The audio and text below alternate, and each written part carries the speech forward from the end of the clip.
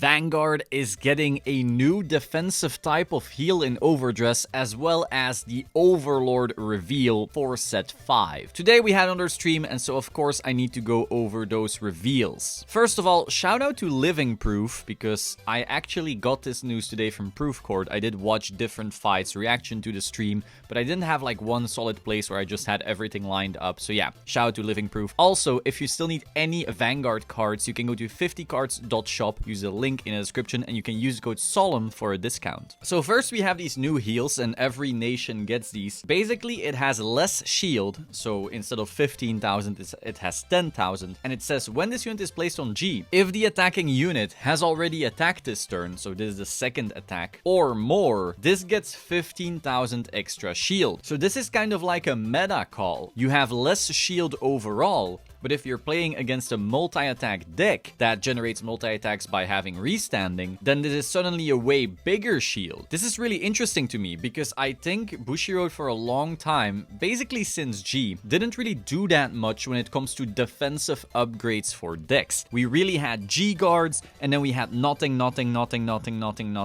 until Heal Guardians, which was an amazing mechanic that we all loved, and now we get another one. This is a heal that if the meta gets super, crazy restand mode, then this becomes a really solid type of card to have. If Bastion or Bruce are insane or anything along those lines, this gets way better. However, that isn't all, because obviously they didn't want to just make one type of deck worse. They also made this cutie. And this basically says if the attacking unit is 2 crit or more because of something other than triggers, then this gets 15,000 extra shield. So basically like the Gravidia Baku Burrito or something like that, this would suddenly be a way bigger shield. So this is really interesting because obviously it isn't an auto include. You kind of have to look at the meta. Is this currently a 3 attack meta with a bunch of crits, or is this a multi-attack meta? And then you gotta kind of, weigh your choices. I really like that. It adds another level of skill to deck building that I quite appreciate. And sometimes maybe neither of them will be correct, Sometimes you may not want to lose that shield on these triggers because maybe the meta is too diverse. And as you can see, we have a bunch of pretty arts for these as well, though I do wonder what the other ones are looking like, but overall super welcome change in my opinion. Next we have the new Rideline, and I know a lot of people were talking about the very over the top art right here. So this is just a starter, nothing too fancy about that. Then we have this one: when this unit is rode upon by the next one, reveal the top card of your deck, and if it's a grade 2 or less unit card, you may call it to R at rest. And then it also has a glitter. The next one: when this unit is rode upon by a grade 3 with the correct name, look at the top 5 cards of your deck, choose up to 1 card with Tegria or Maple in its card name from among them, reveal it and put it into your hand, so another plus. And then we have the grade 3. Now what's really interesting is it's not one grade 3. You have a light version and a dark version, and they both play on each other if you ride the opposite one. So if you ride the dark on top of the light, you get a special skill, and if you ride the light on top of the dark, you get another special skill. So it says the normal ride from hand of a unit with Tegria in its different card names from this unit on this unit also becomes a persona ride. So despite you having light and dark and both of them having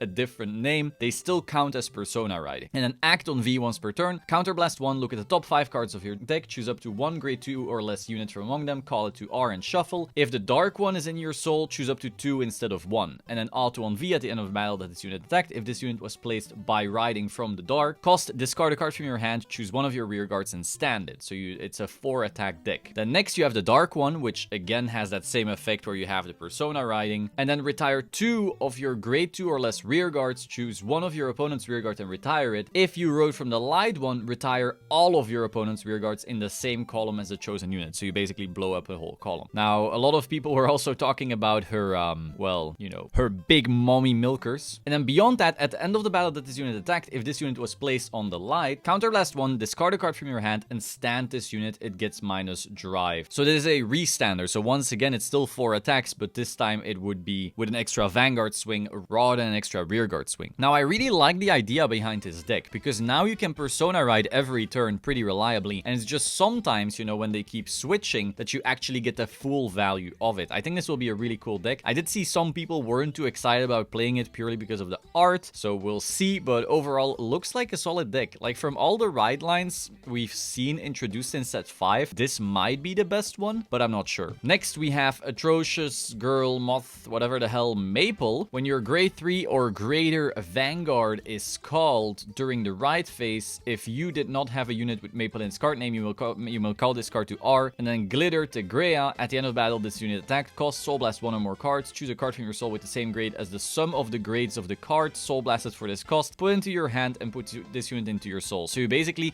get to recycle your Tegrias, right? Like that. Next, we have Burning Horn Dragon. When this unit is placed on R, cost Counterblast 1. Look at the top 7 cards of your deck. Reveal up to 1 Overlord. Put it into your hand, shuffle your deck. If you did not reveal a card, countercharge 1. So basically, if you miss, you still get your cost back. Then auto on R when your Vanguard with Overlord in its card name attacks. This unit gets power plus 5k. Honestly, this might be good even in premium. Like, this is pretty solid. And then we have Dragonic Overlord the End. During your turn, if your soul has a Dragonic Overlord, this unit's drive cannot decrease from card effects and it gets power plus 5k. And then auto on V once per turn at the end of the battle that this unit attacked, cost Counterblast 1, discard 2 cards from your hand, stand this unit again, and it gets drive -1. So this is just your super typical Overlord. You know, if you already rode this turn, you don't reduce your drives, and if you didn't ride this turn yet, you do reduce a drive. Super basic, doesn't seem super insanely strong, kind of the same idea as we had with the Phantom Blaster Overlord last week. It's a kind of like nostalgia bait kind of card, but they're not really trying to make it break the meta or anything like that. They would rather, I'm guessing, keep the actual Overdress Ridelines being like the strongest decks in the meta, so you don't just have the same meta as V or Limit Break Era or something like that just being back. But yeah, let me know your thoughts in the comments down below. Be sure to like, comment, subscribe, and if you still need anything Vanguard, go to 50cards.shop and use the code Solemn. I will see you soon. Ciao.